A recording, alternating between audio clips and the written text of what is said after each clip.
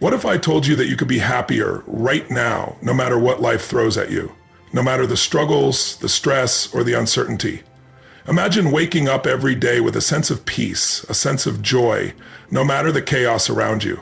Here's the truth you need to hear. Happiness isn't something that happens to you, it's something you create. By the end of this, your entire outlook will shift. You'll see happiness not as a distant goal, but as a choice you can make at any moment. Take full responsibility for your happiness. I want you to really hear that. The first step to unlocking a life of true fulfillment is realizing that your happiness is yours and yours alone. It's not up to your boss, your friends, your family, or even your circumstances. It's a choice you make every single day. Now, I know what you're thinking. You're probably saying, but what about all the things that happen to me? How can I be happy when life is so difficult? Let me tell you something powerful. Your circumstances do not control your happiness unless you let them. We live in a world that often teaches us to look outside ourselves for happiness. We're told that if we just get the job, make the money, buy the house, or find the perfect partner, then we'll be happy.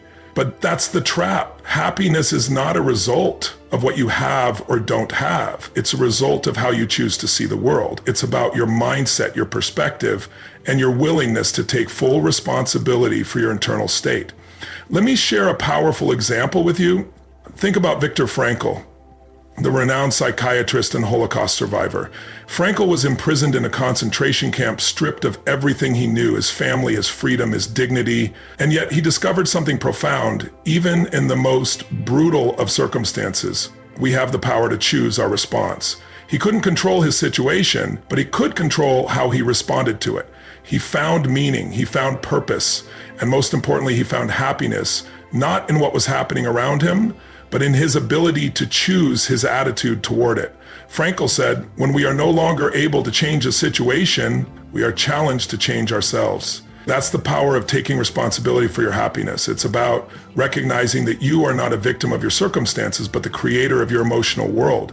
You control your response, and your response creates your reality. When you take full responsibility, you stop blaming the world, you stop waiting for the right conditions to be happy, and you start making the choice to be happy no matter what. Here's the psychology behind it. Every emotion we feel is a result of the thoughts we think. If you're constantly thinking, I can't be happy because of this situation, you are reinforcing a state of unhappiness. But if you shift your thoughts and say, I can choose how I feel regardless of what's happening, you instantly empower yourself. You break the chains that hold you in a reactive state and step into a place of power where you control your emotions, not the other way around.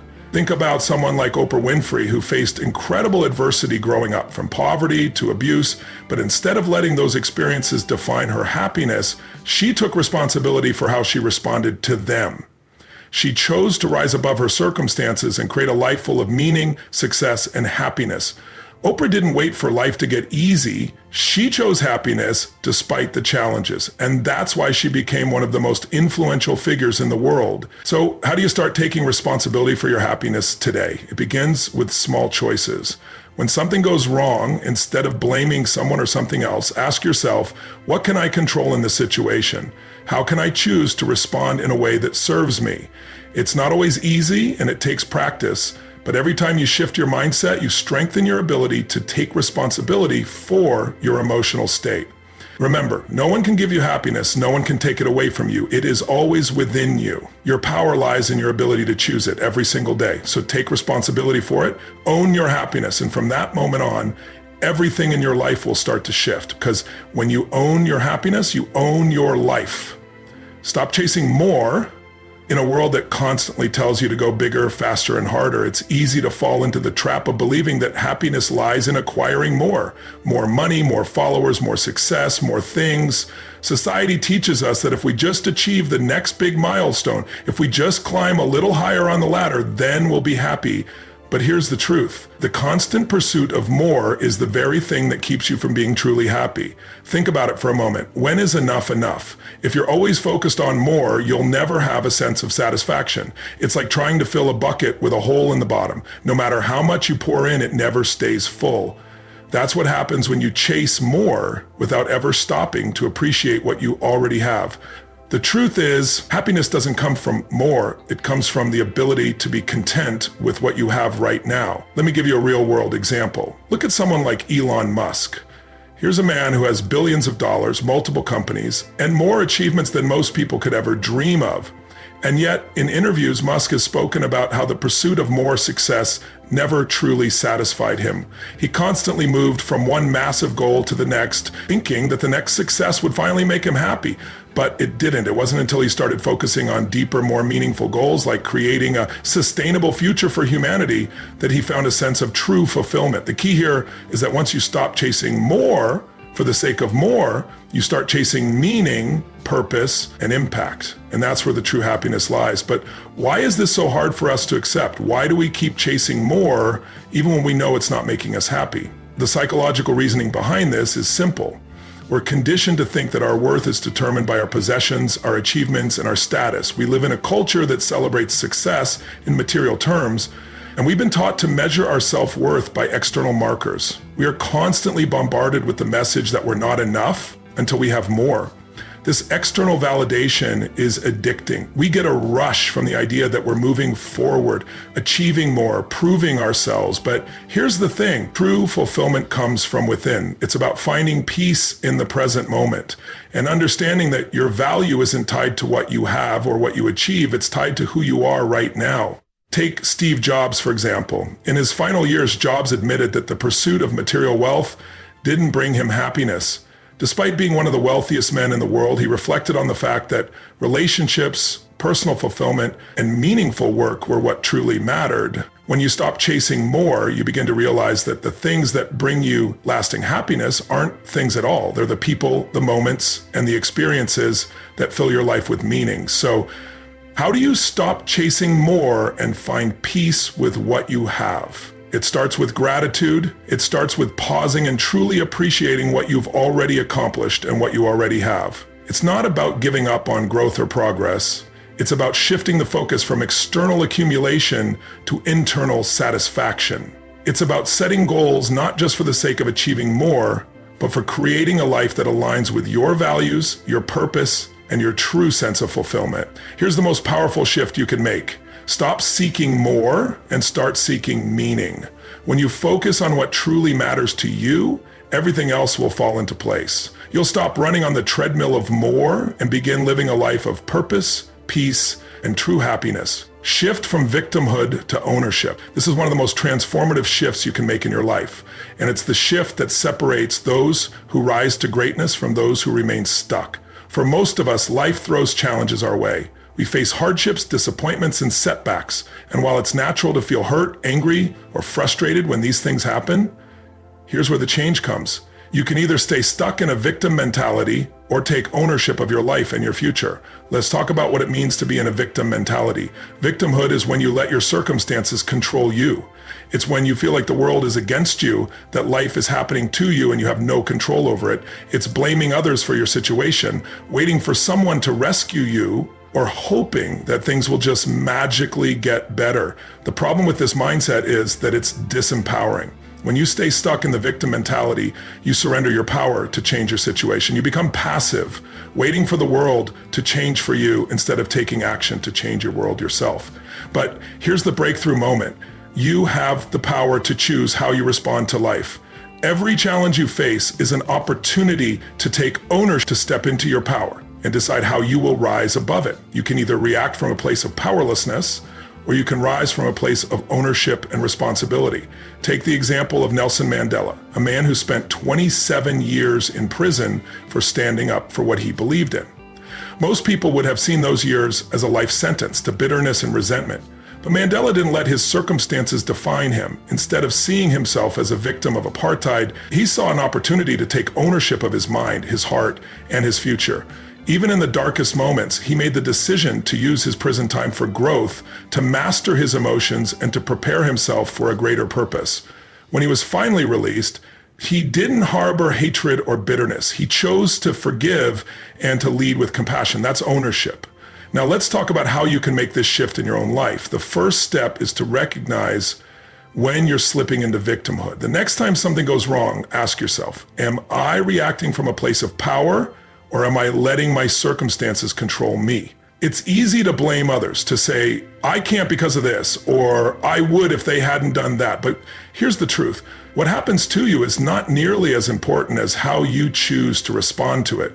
Life will always throw challenges your way. There's no avoiding that. But when you choose to take ownership of your response, you take back your power. One of the most powerful ways to shift from victimhood to ownership is through your thoughts. The way you think about a situation will directly influence how you feel and act. If you think this is happening to me and there's nothing I can do, you'll feel helpless and your actions will follow that mindset. But if you shift to this is a challenge I can overcome and I'm going to figure out how, your mindset shifts. You'll start looking for solutions, not problems. You'll start asking empowering questions like, how can I turn this around, or what can I learn from this? The key here is to stop focusing on what you can't control and start focusing on what you can.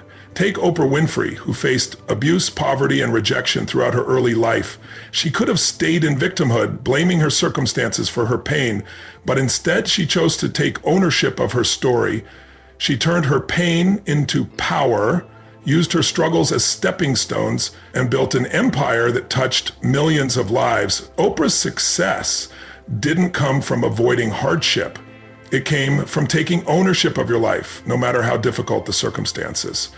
When you shift from victimhood to ownership, you stop being a passive participant in your life. You stop waiting for someone else to make things right. You take control of your future. You take control of your emotional state, and you take control of your happiness. Ownership means realizing that while you can't control everything that happens to you, you can control how you respond. This shift is the key to unlocking your true potential. It's the key to transforming adversity into opportunity, pain into purpose, and obstacles into growth. The moment you make the decision to take ownership of your life is the moment everything starts to change. No longer will you be a victim of circumstance. You will become the creator of your own reality. And that is when the real magic happens. Focus on the present, not the past or future. This is one of the most powerful shifts you can make, and it's the key to living a life of true fulfillment. So often, we get caught in the trap of either regretting the past or worrying about the future. We replay old mistakes, wonder what could have been, or fantasize about what might happen down the road. But the truth is, the only moment that truly matters is the one you're living right now. Think about it. The past is gone. It's done. It's over. And the future, no matter how much you plan or stress about it, is still a mystery. The only thing you have control over is what's happening in this moment. When you let your mind get stuck in the past or the future, you're robbing yourself of the most powerful resource you have, the present. Let's break this down. Take Steve Jobs, a man who revolutionized the tech world. He wasn't focused on what Apple was in the past, and he certainly didn't get caught up worrying about the future of the company. He focused on the present moment, on what needed to be done now to shape the company's future. He knew that the only way to create something extraordinary was to give everything he had in the present moment, with complete focus and passion. His ability to stay present, to truly focus on what was right in front of him, was one of the key reasons Apple became one of the most successful companies in the world. Now let's talk about the psychological aspect of this. When you focus too much on the past, you allow regrets to control your emotions. You may find yourself replaying past mistakes or missed opportunities, but what happens when you do that? You create negative emotions. You feel shame, guilt, anger, and frustration. The past becomes a prison, and you keep revisiting it, living in that emotional state over and over. The past can only affect your present if you let it. On the flip side, if you're too focused on the future, you're creating anxiety. You're constantly wondering, what if this happens? Or what if that doesn't work out? You worry about outcomes that haven't even happened yet. And in doing so, you rob yourself of peace and joy. The future is unknown, and no amount of worrying will change it. You can't control what happens tomorrow, but you can control how you respond today. This is where Eckhart Tolle, the author of The Power of Now, changed the game for many of us. Tolle teaches that the present moment is where life truly happens. The past and future are illusions that we trap ourselves in. By staying present, by focusing on the now, you step into a place of power where you can make the most of your current reality. When you stop focusing on the past or future, you open yourself up to all the opportunities that are available to you right now. Think about a time in your life when you were so focused on what was happening in the present moment that everything else faded away. Maybe it was a moment of pure joy, creativity, or flow. Maybe you were so engaged in something you loved, whether it was work, a hobby, or a relationship, that time seemed to disappear. In those moments, you felt alive, you felt fulfilled, you were operating at your best. That's the power of presence. So how do you start living more in the present? The first step is awareness. Pay attention to when your mind starts drifting to the past or future. Notice the thoughts that bring you away from the now. Then gently bring your focus back to the present. Start practicing mindfulness, whether it's through meditation, breathing exercises, or just taking a moment to truly engage with what's in front of you. The truth is, when you focus on the present, you give yourself the chance to fully experience life. You allow yourself to grow, create, and thrive without being held back by the weight of past regrets or future fears. You gain control over your life by making the most of the moment you're in, and in doing so, you open up the possibility of creating the future you want. When you're present, everything becomes possible. Your happiness, your success, your peace, all of it starts in this moment. And when you live here fully engaged, the past and future no longer control you. They become nothing more than passing thoughts. This is where the magic happens. Stop seeking external validation. This is one of the hardest lessons to learn, yet it's one of the most liberating steps you can take toward living a life that's truly your own. Every day, we're bombarded by messages telling us that our worth is determined by how others perceive us. Social media, advertising, even relationships, everything is geared toward making you feel like you need the approval of others to be worthy. But here's the truth. When you seek validation from outside sources, you're giving up your personal power. You're letting other people's opinions dictate how you feel about yourself, and that is the fastest way to lose your sense of self and live a life that isn't truly yours. Think about the world we live in today. We live in a digital age where everyone is constantly comparing their lives to others. Whether it's through social media or the pressure to keep up with the Joneses, we're constantly measuring our success by someone else's yardstick. It's no wonder so many people feel inadequate, unfulfilled, or stuck. The truth is, the need for external validation is a trap. It's a cycle that can never be satisfied because at the core, you'll always be chasing something that's outside of you. No matter how many likes you get, how much praise you receive, or how many people tell you you're doing well, it's never enough. Why? Because it's not coming from within. Let's take a moment to think about Dwayne "The Rock" Johnson. He's one of the most successful, beloved figures in the world. But here's the thing. He didn't get there by trying to please everyone. He didn't wait for validation from Hollywood or the masses to tell him he was worthy of success. Instead, The Rock carved his own path, refusing to let the opinions of others dictate his journey. He's known for his authenticity and his relentless work ethic, but more importantly, he's known for owning his own sense of worth regardless of external validation. And that's why people gravitate toward him, not because he's seeking approval, but because he's being unapologetically himself. The psychological reason behind seeking external validation is rooted in our innate need for connection and belonging. As humans, we're wired to seek approval from others, especially from those we care about. It's part of our evolutionary makeup to feel accepted by the group, but here's where the shift happens. Seeking validation can become a form of dependency. When we rely on others to tell us we're good enough, we lose the ability to validate ourselves. We give away our power to other people's judgments. The key to true fulfillment is learning to validate yourself first and foremost. When you do that, everything changes. Think of Oprah Winfrey. She is one of the most influential women in the world, and she didn't get there by seeking validation from others. Oprah grew up in incredibly difficult circumstances: poverty, abuse, rejection. But she never let that define her worth. She chose to validate herself, despite the hardships. She didn't wait for society to tell her she was worthy of success. She decided that for herself. And by doing so, she built an empire that not only changed her life, but changed the lives of millions. When you stop seeking external validation, you step into a place of self-sovereignty. You decide your worth. You stop waiting for others to tell you you're good enough and start telling yourself that you already are. This is where your power lies, inside of you, not in the hands of others. When you stop looking outside for approval, you find it within yourself. You stop seeking external measures of success, and you start defining success on your own terms. The moment you stop seeking external validation is the moment you start living authentically. You stop living for the approval of others, and instead, you live for the joy of being yourself, of embracing your uniqueness. You begin to make decisions based on what's right for you, not based on what others might think or say. True confidence comes from knowing your worth regardless of outside opinions. And when you finally realize that your worth is inherent, not earned by others' approval, you become unstoppable. You become a force that cannot be swayed by the opinions of others. So here's the challenge for you. Stop seeking validation from others. Start validating yourself. You are enough right now in this moment. Your worth is not dependent on anyone else's approval. And the moment you realize that, you unlock the door to unlimited freedom and personal power. Stop waiting for the world to tell you you're worthy. Start telling yourself that you already are. That's when your true greatness begins to shine.